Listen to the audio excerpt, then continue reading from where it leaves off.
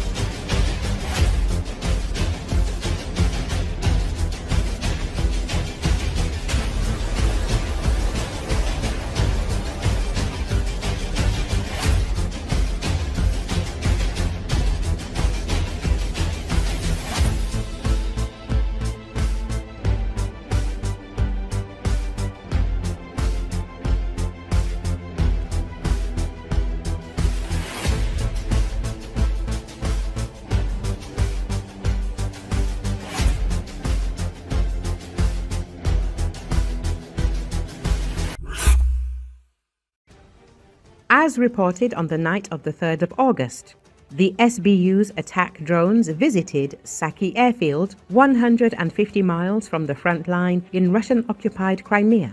The explosive drones destroyed one Sukhoi Su-30 fighter jet and damaged another, and also damaged 3 Sukhoi Su-24 bombers, according to the SBU.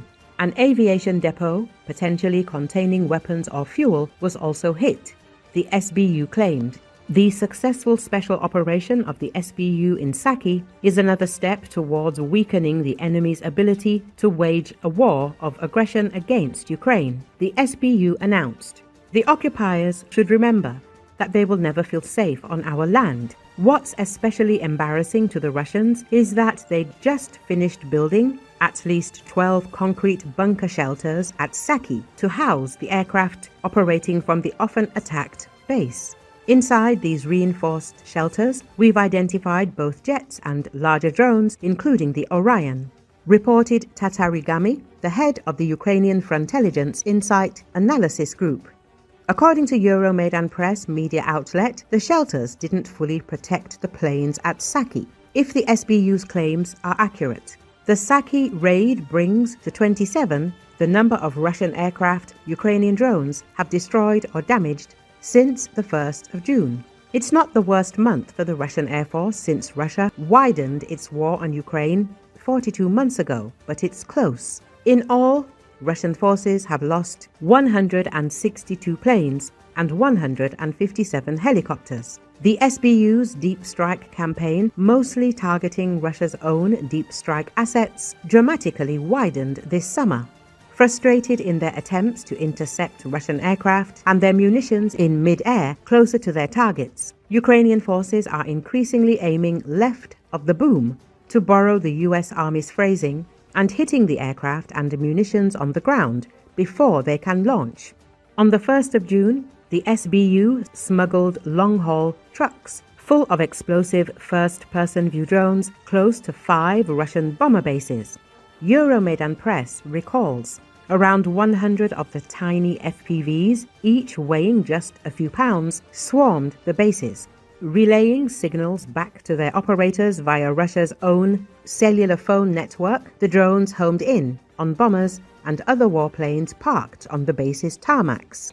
In the immediate aftermath of the first June raid, the SBU claimed its drones had struck around 40 warplanes at Diaghilevo, Ivanovo, Olenia, Belaya and Ukrainka air bases, respectively 310,000, 470, 1,200, 2,700 and 3,700 miles from Ukraine.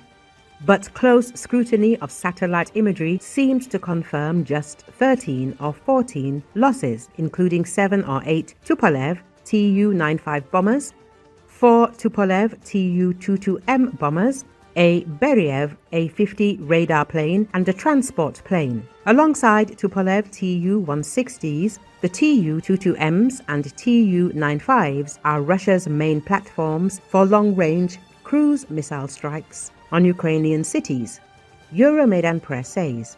On the night of the 27th of June, the SBU's long-range attack drones, potentially Ukroboronprom AN-196s, dealt another painful blow to the occupiers, according to the service. The explosive drones struck the Russian airfield in Kirovsk, 130 miles from the front line in southern Ukraine. The SBU claimed it destroyed MiL-Mi-8 and Mi-26 transport helicopters and a MiL-Mi-28 attack helicopter, as well as a Pantsir air defense vehicle. A reported secondary explosion may point to Russian ammunition stocks or parked drones cooking off. The very same night, drones struck Kirovsk. The SBU and Ukraine's Special Operations Command, the SSO, struck a second time and damaged, if not destroyed, as many as 5 Russian Air Force Sukhoi Su-34 fighter bombers at Marinovka Air Base in Volgograd Oblast, 180 miles from the front line.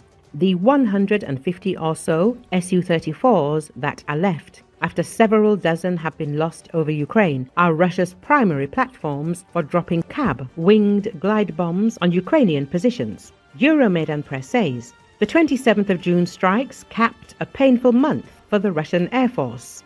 The 3rd of August raid extended the costly summer into early August.